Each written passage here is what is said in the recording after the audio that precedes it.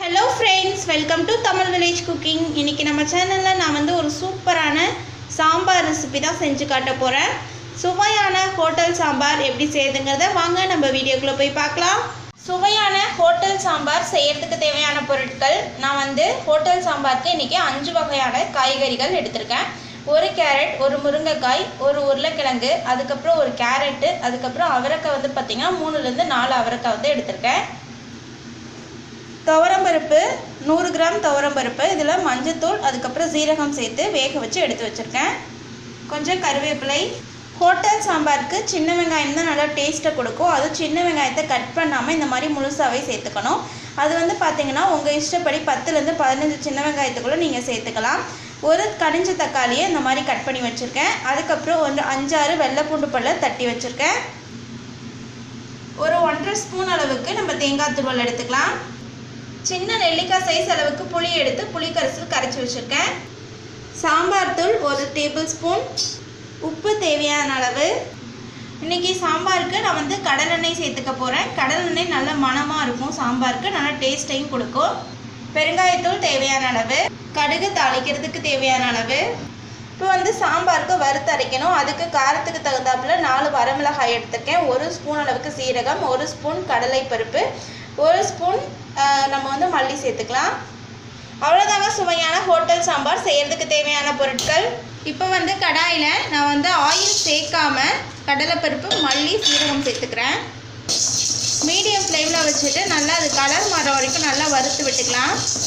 இப்போ வந்து அது லைட்டாக கலர் மாறினோடனே இதில் வந்து வரமிளகாய் சேர்த்துக்கிறேன். இப்போ இது எல்லாத்தையும் சேர்த்து நல்லா வறுத்துக்கலாம். இப்போ வந்து இதில் நல்லா வறுத்ததுக்கப்புறமா தேங்காய் துருவல் சேர்த்துக்கிறேன்.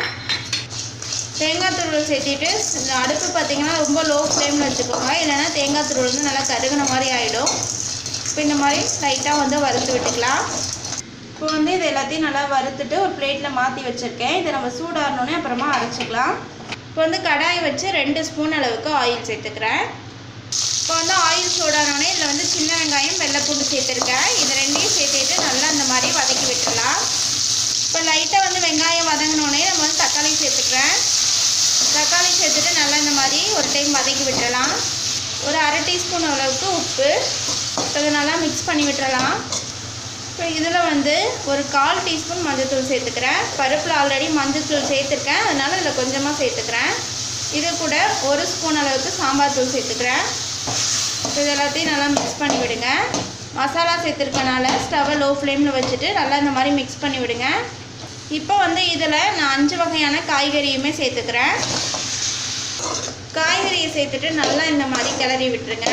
இப்போ வந்து காய் வேகிறதுக்காக நான் தண்ணி சேர்த்துக்கிறேன். இந்த டம்ளரில் 1½ டம்ளர் அளவுக்கு தண்ணி சேர்த்துக்கிறேன். இப்போ வந்து இந்த மாதிரி நல்லா கிளறி விட்டுடலாம்.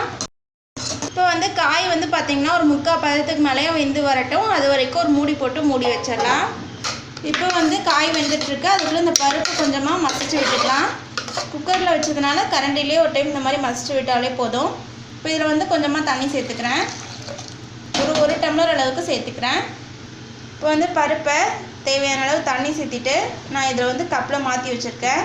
இப்போ வந்து ஹோட்டல் சாம்பாருக்கு வறுத்து வச்சுருந்ததை இப்போ அரைச்சி எடுத்துக்க போகிறேன். ஃபஸ்ட்டு வந்து தண்ணி சேர்க்காமல் ஒரு பிடி பிடிச்சிட்டு அதுக்கப்புறமா கொஞ்சமாக தண்ணி சேர்த்து அரைச்சிக்கலாம். பாருங்கள், இந்த மாதிரி லைட்டாக ஒரு பிடி பிடிச்சி பொடியானோடனே இதில் வந்து கொஞ்சமாக தண்ணி சேர்த்துக்கலாம். இப்போ இதை வந்து அரைச்சி எடுத்துக்கலாம். ரஃப்பாக வந்து ஒரு பிடி பிடிச்சிக்கலாம். ரொம்ப ஃபைன் பேஸ்ட்டாக அரைக்க தேவையில்லை. இப்போ வந்து காய் பார்த்தீங்கன்னா ஒரு 3/4 பதத்துக்கிட்ட நல்லா வந்து வெந்துடுச்சு. இப்போ இதில் வந்து பருப்பு சேர்த்துக்கிறேன். வேக வச்ச பருப்புலேயே குழம்புக்கு தேவையான அளவு தண்ணி சேர்த்து கரைச்சி தான் இதில் சேர்த்துருக்கேன். இப்போ நல்லா இந்த மாதிரி கிளறி விட்டுருங்க. இப்போ வந்து தேவையான அளவு உப்பு சேர்த்துக்கலாம். இப்போ வந்து நல்லா ஒரு கொதி வரட்டும். அது வரைக்கும் ஒரு மூடி போட்டு மூடி வச்சிடலாம். பாருங்கள், இந்த மாதிரி நல்லா வந்து கொதிச்சு வந்துருச்சு. இந்த டைமில் அரைச்சி வச்சுருக்கக்கூடிய மசாலாவை இதில் சேர்த்துடலாம்.